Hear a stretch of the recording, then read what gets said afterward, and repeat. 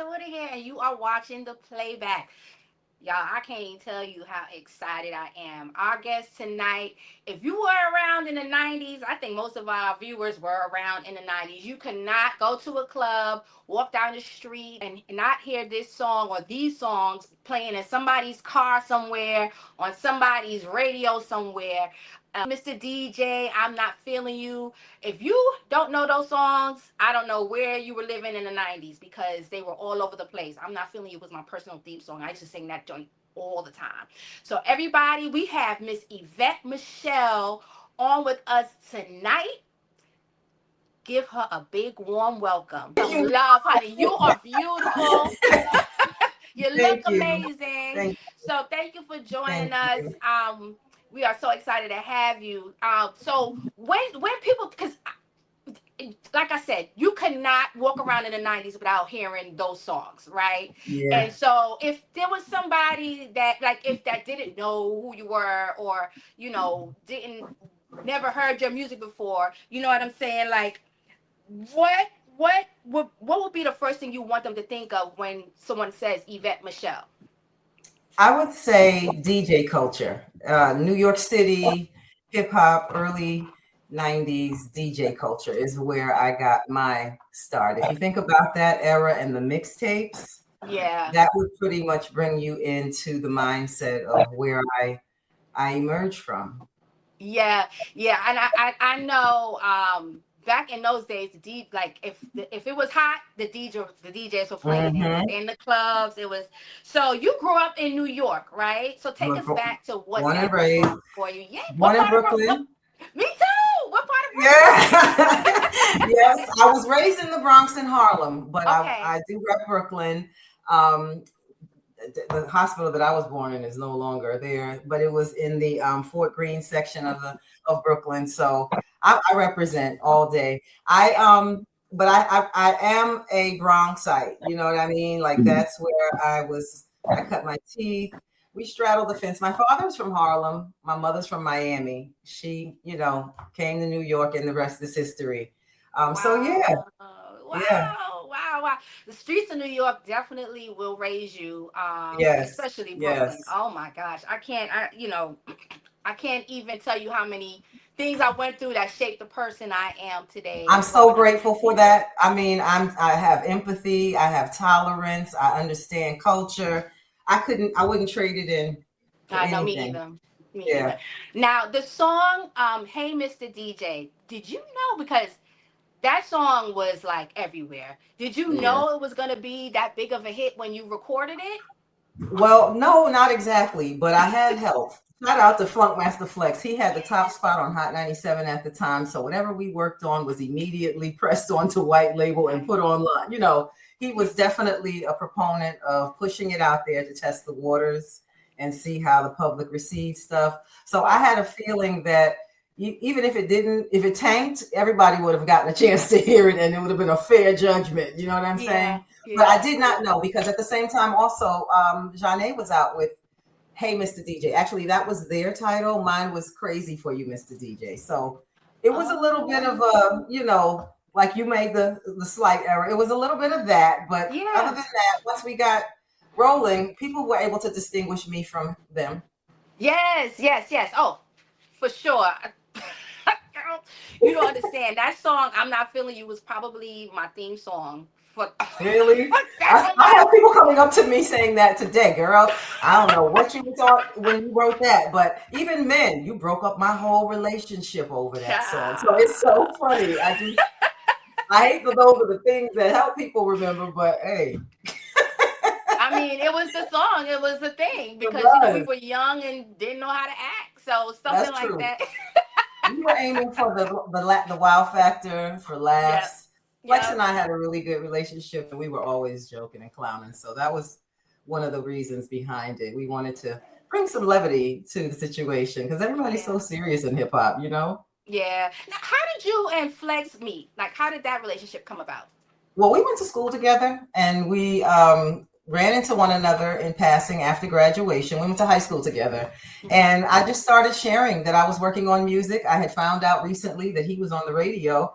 So I thought it was appropriate to let him know what was going on in my life. And he was like, well, ironically, I'm looking for an artist for my first commercially released mixtape. I've got these pre-recorded songs and I'd like one original single. And I offered to allow him to hear my demo, and the rest was history.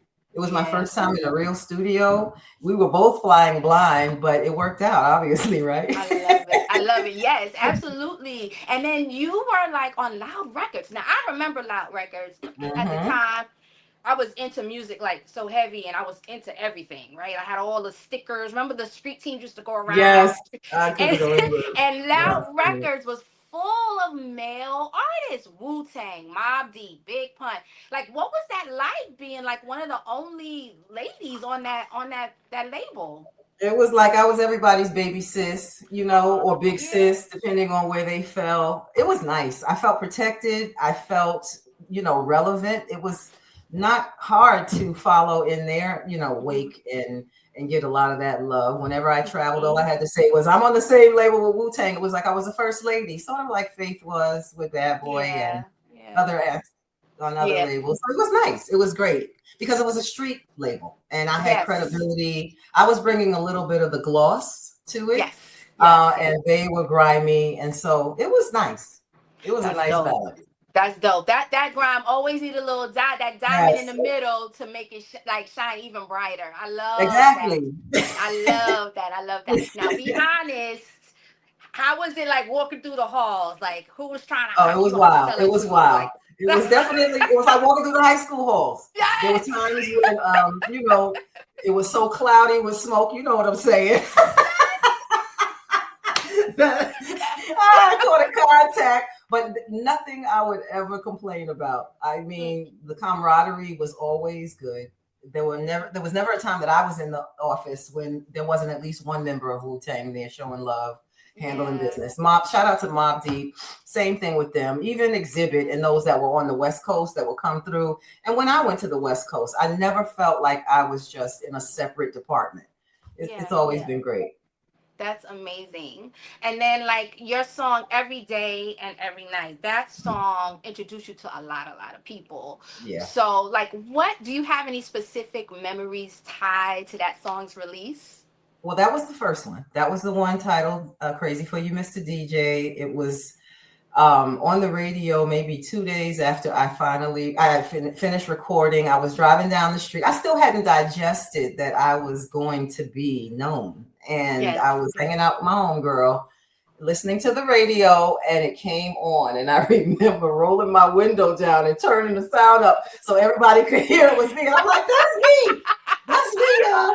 That's it. So it was awesome. It was a dream come true. I mean, it's 8 million stories in New York City. For me, even though I had the connection to Flex, it was still, I wasn't his only choice. And to be chosen, selected, see it come to fruition overnight, it was amazing and magical. Those are the best memories. And then being able to bring people in who I was close to, like the woman who did my hair all along, my nail artist. Like there were just things that I did to change the trajectory of other people's lives by having such a short span of time between the idea and conception, you know what I mean? And having to put it in place. So great memories.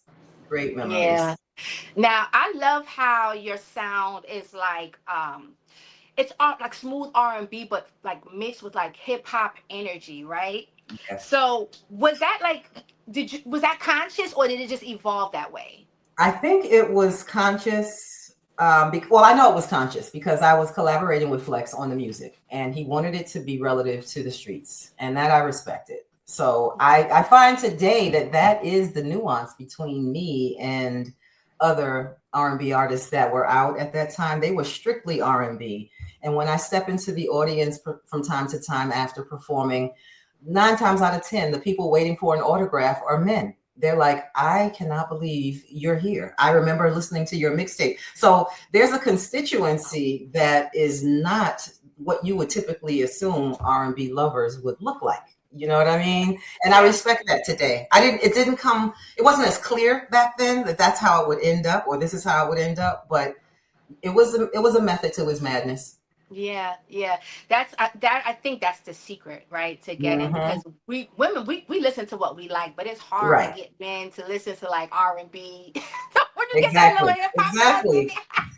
And I was the Oh my exception. I was gosh. the one that snuck through. Yes, yes. Good, good, good. Now, is there anyone that like kind of secretly influenced you? Did you have someone, that influenced your style of music? Absolutely. The classic R&B artists were always in rotation in my house. Shaka Mm, Khan stands out the most. She's who I idolized. But I mm, can't lose sight of the fact that Mary and her success, being a New York girl, showed us that it could be done. You know what I mean? And that was inspiring. It wasn't like I mimicked in terms of her style, but I definitely watched how she emerged, how she was authentic mm, herself. We mm. weren't in Whitney Houston gowns, you know what I mean? And she made that okay. And we still thrived. So I have to give her props as well. Yeah, yeah. Yeah, I think we could all remember the first time hearing Real Love on the radio, Yeah. right? That It was like a miracle. It was like, oh gosh, we made it in. We made Yes, it yes, in. The yes. regular Oh my girls, you gosh. know? Oh my gosh. Yes. So, and there are And a few of her, artists like her that were yep. inspirational to me. Some of the ladies in hip hop as well. I mean, those who found early success in the 80s, they Hmm. made the dream real. So I can't lose sight of that either. Yeah. Latifah, MC Lyte, just, all the ladies. So, and not even just them. Hip hop was emerging. It wasn't fully solid either. Yeah. You know what I Yeah. mean? We were out in the 80s, the 90s, it was transforming, but no one really knew it was going to become the new world order musically. Yeah. So there was a lot that I admired about those that were um, spearheading the mission or the effort. Yeah. It all Yeah. influenced me. Yeah. And I think that period of time was like that hip hop era sweet spot. You know what I mean? The 90s. Yes. So how would you Yeah, that's hardcore. describe that energy like versus what we have today? I wouldn't say it was, well, I would say that it's equally experimental. It was Mm. equally as experimental. We were looking back. Samples were the rage. I was in a mindset where I wanted real music or all my music played. I think that might have been the most challenging aspect of me embracing the R&B hip hop. I didn't like singing over straight beats all the time. But Mm. in look back, I realized that we were innovative or being innovative. Today, I think it's still just as experimental and innovative, but it's not a lot of new stuff under the sun. So it's almost repetitious in some ways. And I kind of Yeah. feel bad. Like we were looking at the 70s as the way to recreate and revise. Now they're looking at the 90s as a way to recreate and revise. But how many times can you layer on top of that? So Yeah. I don't knock anyone. I'm always excited about the new thing as well. I have Yeah. to make it an effort to look for new acts that inspire me today. Yeah. Anderson Paak is one of them that I discovered, before he was really who he is. And I'm Mm-hmm. like, wow, this boy looks like somebody that might have grown up in my house as my child almost. You know what I mean? Because of his musical tastes and the way he's Mm-hmm. been able to siphon things from different genres. But yeah, it's almost the same. Yeah, yeah. Now your debut album was called My Dream, right? Like, Right. where did the name, what inspired the name of that album? Oh my, just what it sounds like. I did not, I grew up in church. I, like most R&B artists, cut my teeth there. Never thought it would take root in any other way, at the level that it did at that time. But yet I always dreamed of it. It was something that I knew was part of my personality. I was always the one in the family who was performing and entertaining, but you don't think about it being your career at that age. And so when I realized the opportunity was real, I decided to be authentic and just name it Mm. what it was. It was my Wow. dream come true. Wow, wow, wow. Now let's say this My Dream was a movie about you, right? What would the opening scene look like and what song would be playing in the background? Probably the opening scene would be me in the mirror practicing because I was always practicing, I mimicking somebody's song, trying to learn covers, or me at an open mic night because I was very aggressive about practicing in front of others in the village. I don't know, the village, New York City. Yes, I The do. open Yes, mic yes. night scene was hot back then. And so I was Yep. always performing this. So maybe that would be the opening scene, me singing either one of Mary's songs or Shaka's. Gosh. Now, which song on the album is the most vulnerable to you? I think So We Can Get Down. That one was my first sort of sexually charged love song-ish. It was a deviation from the party songs. And it was different for me. It was a stretch. So I really appreciate how that turned out. Most of the other songs were sort of tributes. They were reflections of my personality, but it wasn't like I was coming across or intentionally coming across as a lover. So that was a nice side to show. And this was your first album, and I'm sure it was like a shock, having to record. Like, what did a typical day for you look like, recording that album, like studio session? Like, yeah. That's a great question, because at the time, so you have to understand that I came out with one single, I'm Crazy for You, Mr. DJ, and that was on Flex's album. As a result of the success of 60 Minutes of Funk Volume 1, Loud offered me a deal. So I'm performing on the road doing promotion for him and coming home, and I'd have 12 hours in the studio to cut it straight. First time, no retakes. That was hard, because even if you think back to when I recorded Crazy for You, Mr. DJ, that was my first time in a real studio. I had been doing things in in-home studios, smaller track studios, but both Flex and I had our fingers crossed that we would like what I was singing on that first try, because he didn't know, it was a guessing game at the time. So anyway, once we decided that we needed to do this album, the time crunch was, it was time to move it. And so I had to record while I'm performing on the road, and that was crazy. But thankfully, I had great support. I had other producers, Full Force, who coached me through. I was taking vocal lessons at the same time. And that was a little challenging, because the vocal coach was teaching me how to sing on stage, and I needed to control my voice in the studio a little differently. So I learned in a crash course sort of manner. Yeah, I was gonna say, so it's a different singing on stage versus singing in the studio. And so wow. There was a lot of context switching, but I made it. Wow. Did you? Oh my gosh. Now wait, so you boot camp is, I can't just imagine. That's like I don't know how to sing like that, so I can't imagine like the differences between the voice, Yes, control, and I'm learning the technique at the same time, because I had basic raw skills. I wasn't really like in choir practice, asking about tone, volume, tenor. It wasn't like that. We were just belting, and so to have to control all of that, it was a learning experience. Grateful for that. Definitely. And learning how to write, because I did some songs that weren't quite a fit, and I edit them to make them fit, and that was a great experience as well. That's fun. That's fun, writing in a studio, especially with all the other creative energies around. That's fun. Yeah. So I know, like, New York, that like you were like so closely tied to that hip hop scene in New York. Girl, listen.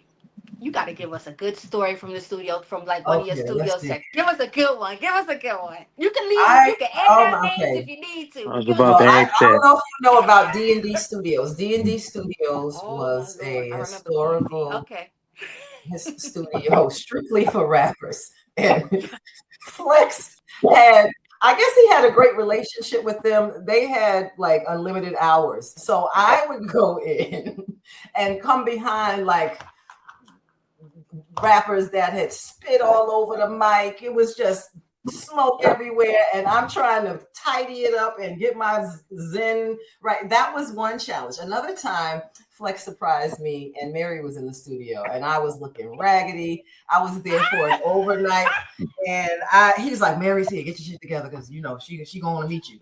And when I met her, she and her sister Latanya were talking about how I reminded them of someone from their childhood, and I'm standing there, and I've never obviously been at a loss for words, but I'm sitting there stuck, like, I do, I didn't realize how starstruck I was or would be, and she wasn't even at the peak of her fame, but that is just how much reverence I had. So shout out to D&D Studios for never having a clean mic cover.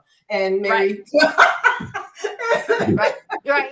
And Mary for showing me what it looked like to be famous. That was nice. Oh my God. So Oh my. Yvette, Yes. well, first and foremost, good to finally see you. Yes.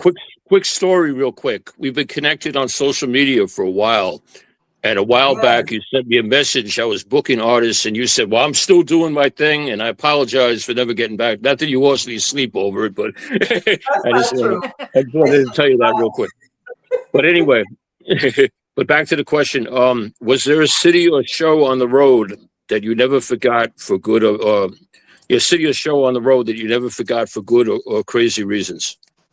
I would say in the 90s, one of the biggest shows that I had was at Hampton Coliseum. And I think it was my first show. And it was with Biggie. And so he was in the lineup. There were a lot of great acts, but he was in the lineup. And that to me was the epitome of success at that time. I felt like I had made it to be selected for that event. Recently, I performed in Queens, and there were several people who flew in from Paris to see me and was standing in the audience with my music on vinyl, waiting for me to sign it. I broke down. That was one of the biggest things because I could not imagine after 25 years, somebody knowing I'm performing somewhere in the world and they fly from another continent to come see me. So I'm just super grateful. And John, I do apologize for that misstep. I'm still managing social media, doing all the things. So I'm trying to keep my head, my heart. It's all good. Don't worry about it. It's all good. Yeah. And speaking of Yvette, a lot of your fans consider you, they call you a hidden gem. How do you feel about that label? Oh, wow. I'm realizing it as truth. You don't see yourself that way until you compare. And I've always struggled with that. I try not to compare because it can kill your joy. But as I look back, I do see the delineation. Mm-hmm. The new promoters are younger. They're looking at the Billboard charts to see who's in the top 20 to book their shows so they can get the biggest bang for their buck. That makes total sense strategy wise. But sometimes because I'm a little hidden gem, I get overlooked. And or if I am on the show, they're surprised at the response that I get because I was just an option. You know what I mean? So it's a learning curve for a lot of us because I am straddling time frames in terms of not working with people today that knew me at the height of my success. And then the other thing is I'm regional to some extent. There were pockets of the country that really didn't embrace hip hop as a general thing. So I'm rolling with the punches. I'm reintroducing myself. I'm experimenting with different types of music. I organically fell into dance back then. And so now I'm exploring that. But it's all good. It's just a discovery exercise. So I can't complain. I love it. Well, your music has to detect. I still have your music in my it's in my playlist, like my generic playlist. New York City girl, my car. yes. So it does span over time because you can still play it today and it still sounds fresh. I just wanted you to know that. Yeah. But if someone is listening into your music today, what's the feeling you want them to come away with? Feel good music, good party music, just something to move to, just like it sounds. We're having a great time. We're laughing. It's all about realness, the perspective of a woman in the world discovering. And that was really what I was. I think my content might be more deep these days. I've lived a little more life, but back then it was about swatting flies and picking the best suitor and figuring out who I was. And so that's kind of what I'd like to, people to walk away with. Yeah. I mean, I think the club scene is so different today and people listen to music so differently now, with social media and everything. What if you were debuting today? You know what I mean? How do you think, your career might look a little bit different? That's a great question. First of all, I think that I would have a lot more to reference in terms of what helps me define who I am. So there are so many different subcategories of R&B, new wave, old school, traditional. I feel like I would have felt less restricted, or in deciding or having to choose a lane. People just do what they feel sounds best, and that's what I always wanted to do. But we have labels, and so sometimes not labels in terms of the music companies, but identifiers as to who you are, what is your style, that sort of limit you. And I think I would have been a lot more experimental if I started today versus then. I was kind of boxed in or trying to fit inside of a box. And then having to be virtual, that is a lot more nerve-wracking to some people than performing on stage live. Sometimes you can be anonymous in a big stadium and feel less fright than having a phone in your face at all times in the privacy of your own home. I know that sounds counterproductive, contradictory, but it's almost like that's what I've identified today as my challenge, putting myself out there more. So that's something that I probably would have been able to tackle better if it was the way of the world at the time that I was being introduced. Which is what is that, Yeah, definitely relate. Trust me, I understand. Getting in front of the camera, it's like, did I do it right? I know. Thank God for phones where you can record and delete, but and taking pictures. I wasn't very visual. I never thought I was photogenic. So there was a lot of things going on because of the times and what we were used to. But I feel like I would have still been able to find success. I just think the ways or the means by which I did that would have been different. Yeah, I agree. Now this is around the time where's Rebel, because is the wheel ready? We usually have a game that we play called Playtime.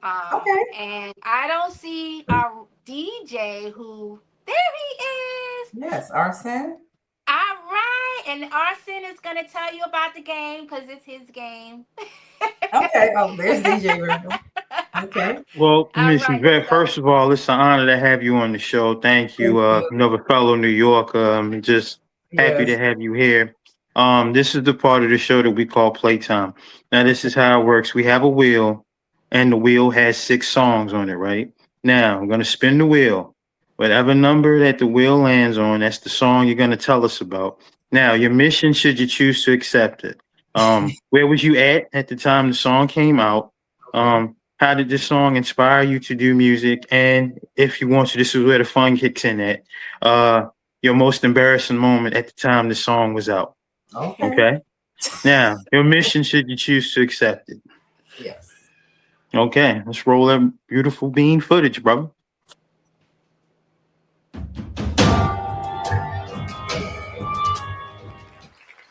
Jodeci, Forever My Lady. Oh, wow. That came out at the time that I was active in the industry.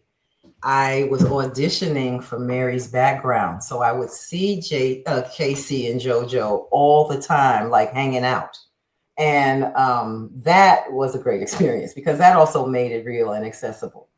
One of the most embarrassing moments was when she came to listen to the background singers individually and had her headphones on, and it got to me and I could not hit the note. And she was like, After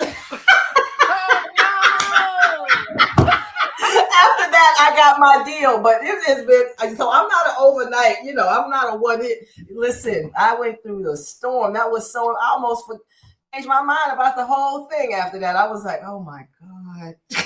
Well, what was it like being? Because look, say that again. Aren't you glad you did it? Because look. Yeah, I'm so glad. I don't think she remembered that when we saw each other. That's probably why I was stuck in the studio trying to figure out, do you remember that I was the one that didn't hit it? So that's, but those.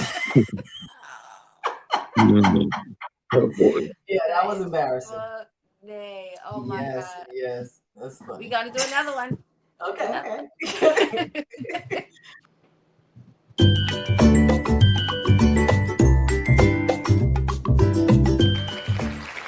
Keep sweating. Don't stop your love. Yeah. Okay, so I was working in a shoe store. I was just graduated from high school, and gosh, everything was embarrassing back then. I was trying to find myself. I remember one time I had some issues with some females, and they came to the store to try to jump me, and I went in the back and put on some sneakers straight out the box and beat everybody's behind. store and got fired. So yeah, that's yeah. I had to be 18 and 19. New York, what can I tell you? Hey, that Bronx blood came out in That's you that that day, huh? Bronx. I'm sorry, but that's a Huh? real other side, you know. Encore. Yeah. Y'all might want to edit that out, but that's one of the embarrassing moments. Yeah, no, that's okay. I think everybody had a moment like that. Yeah. When we were younger. You know what I remember about that song? Do you remember the video for that song, Yvette? Do I remember what? The video, the Keith Sweat video for that song, and that little dance. I don't remember the video. Oh my Lord, there was this dance he used to do in the video, and me and my friends, we used to always do that dance. So I thought you would remember it. So no, I might, if I see it, but there's so much. My mind is a sieve. Man, it was some terrible dancing in that video. Good God. I'm gonna have to go check it out after this.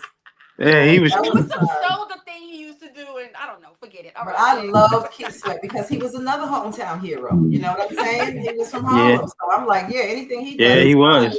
Yeah, he is from Harlem. Yeah, so yeah, that was my gully days, guys.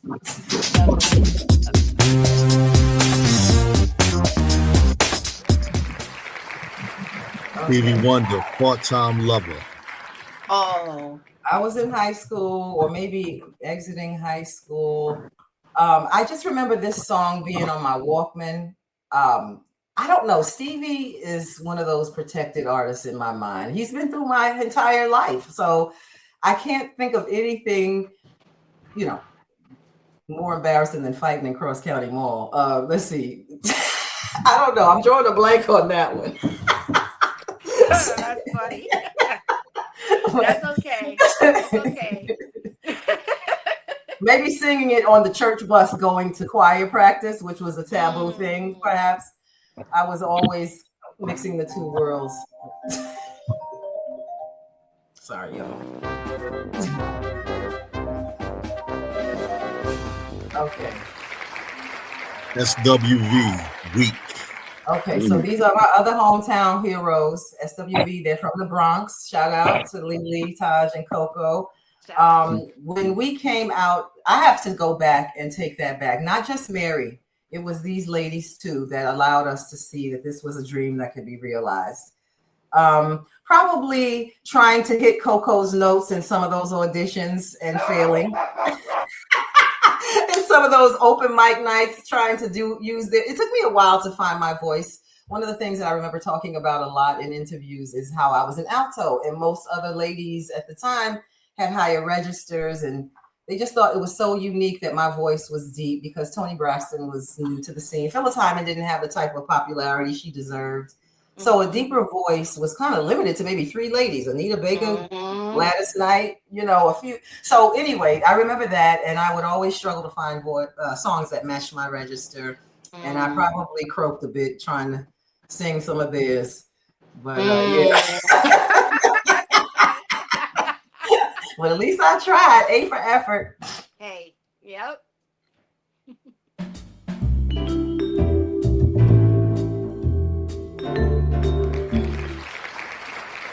Escape, understanding. Escape, understanding. So we all heard about Escape, and then they came to New York for their debut show. Usher was 16. I think Puff was managing him. And I remember everybody just talking about their look as opposed to their sound. And that bothered me because I was trying to, enter the business, and it just made me feel like, is this about looks or sound? That's one aspect that I remember. But I went to a party where they were the showcase, and I had a date who had one ticket. And he was like, you take the ticket, and I know enough people, and I'm going to meet you inside. And it was one of those, and I got in, and he got in, and we found each other inside, and I'm sitting there with my mouth open, and all these stars that I've admired for long. It was really one of those moments where I saw the musical royalty, and I didn't know how to act. I felt, like a peasant. I don't know how to describe it. But I was like, oh my God, am I looking right? You know, I was just so nervous about my appearance and perception. And then I'm with this guy that's janky. You know, he got the whole hookup with the ticket. So that was embarrassing. But I till I made it. Okay. I'm here.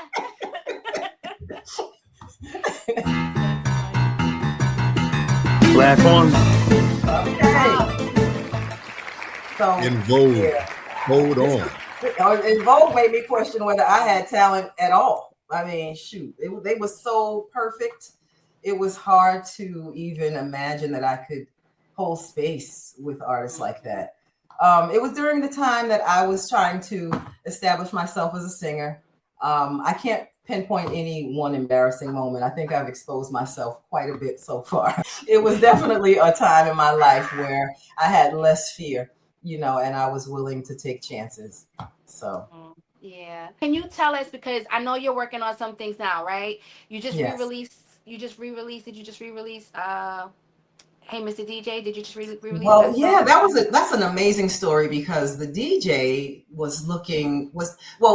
the Ibiza EDM culture is live most times, and they use a lot of aggregated sites to showcase their individual mixes and things like that. So this particular DJ experimented with his own remix of my song and put it on SoundCloud, and Defected Records found the song and wanted to sign him based on that because of the idea.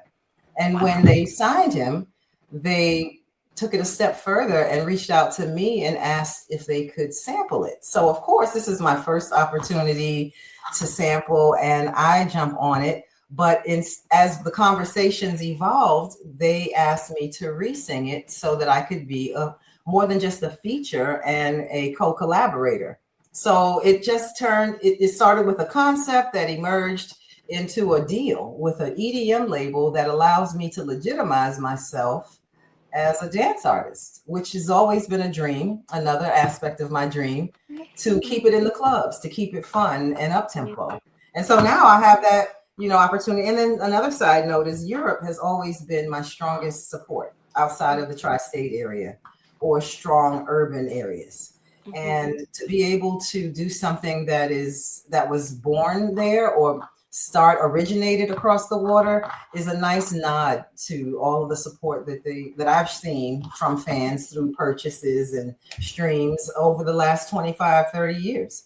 So I just feel like it's a great full circle moment.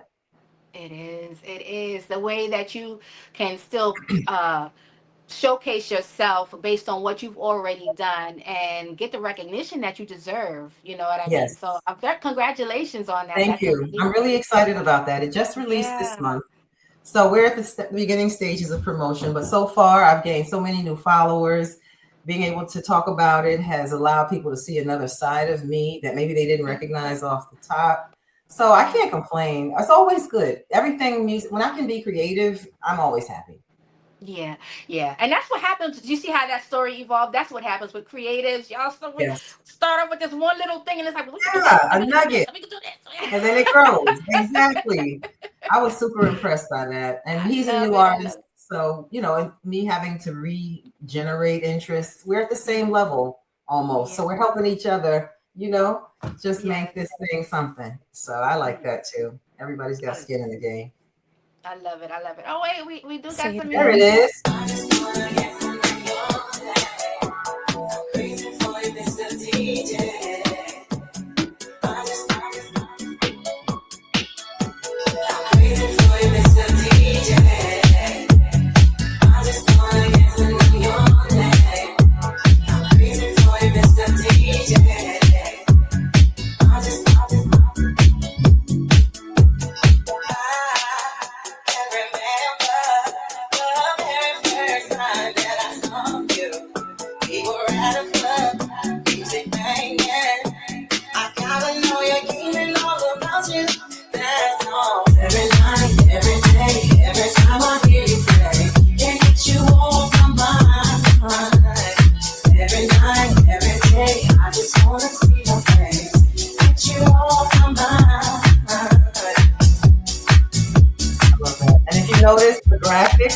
see how I did the nod to our hood with the fire state? Let me get the artwork. I just wanna get to know your name. I'm crazy for you, Mr. DJ. I just wanna get to know your name. Maybe we can go out another day. I'm crazy for you, Mr. DJ. Whoa, there ain't nothing wrong as far as I can see. Your music's mesmerizing and you got me fantasizing about your love. It feels so good to me, yeah. We were at a club, music banging. I gotta know you're gaining all about you. That's all. Every night, every day, every time I hear you play, can't get you off my mind. Every night, every day, I just wanna see your face, get you off my mind.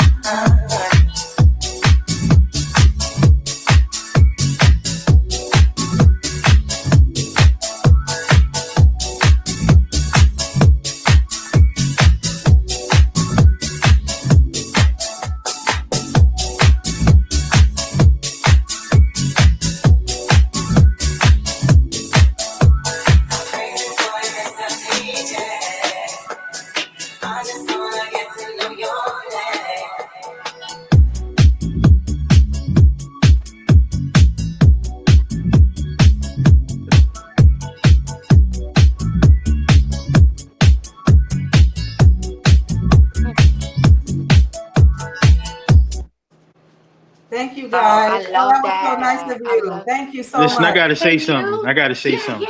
yes. If that doesn't make you move, there's something wrong with you. You know what I That's mean? what I said. If you don't move to that, there's something wrong with you. You know what I mean? That's Yeah. Make Surprise. sure I you did send that that to us, format. Yvette. We'll pass it to all the DJs on the station. Please do. And feel free to do your own mixes. That's what's happening now. Like a lot of DJs. I live in Atlanta now, and we have a small, emerging house music scene. And I've gotten outreach, people wanting to put their little spin on it. So I'm excited about that. I think it's a great thing. Yeah. And shout out to Paradise Garage and the Shelter, because this is not just me coming out of clear blue, thin air with this. I was one of those sneaking in at 17 with a fake pass. Okay, Larry Levan shaped my mindset around house music, and I feel honored to have been part of that. Most of the dancers that I used were dancers who were just regulars every Friday. But you don't realize that in New York, that people who have these raw skills are actually honing them in unconventional ways. So it's just a lot of interwoven connections with this whole music thing that makes me yet again grateful for being a New Yorker, Yeah. Thank you so much for that, because I think that the way things evolve and the way music evolves, but music is timeless, and we're seeing that here. So I love that so much. It sounds great, and I think you're gonna see great success with it. Thank you. Now my dog is barking in the background. That's okay. You got something to say too. Yes, it's a bird or something in the back. He likes to mix too. And he That's about all this right. big, and he's disabled, so I don't understand. Oh, he said your time is up. It's time to pay me some money. So tell everyone where they can find you, because we want everyone to be able to follow you and know what's going on with you. So give us all your handles and tell everyone where they can find you. Okay. For Facebook, it's Yvette Michele. It's Dear Yvette Michele on Instagram. For TikTok, it's the same thing. I'm still working on TikTok. I'm a little late to the TikTok game, but I am going to improve. And who else? Threads. I love Threads. You might see me saying some things that are offline, on Threads. I just love the conversation and the dialogue. It's like Twitter, but better. And what else? I don't do X, obviously, I'm a Democrat. And what else? I think that's it. YouTube. I'm out there on YouTube, but I don't have my own page. That's the next step. I think I'm going to create a channel and start putting out some songs, ideas, things that I'm working on that I just never felt needed to see the light of day, but maybe now they should. Please. Yes. Please do. Yeah, no, please do. We need music. We need like good music, and I think it's time. Yeah. And if just final words, you know, when someone is looking back and at Yvette Michele and they're listening to your, you know, your catalog, what's the one thing you want them to say about you? I would like them to say that I put my all into it with all that I had at that time. I would like them to know that my inspiration came from real music, real artistry. My talent may not have surpassed those whom I idolized, but they definitely were part of the cake mix that made me who I am. I also would like it to be known, you know, everything I did was intentional. It wasn't just because others were doing it. This is really who I am. I've always had an itch, even as a person who was offline for a few years.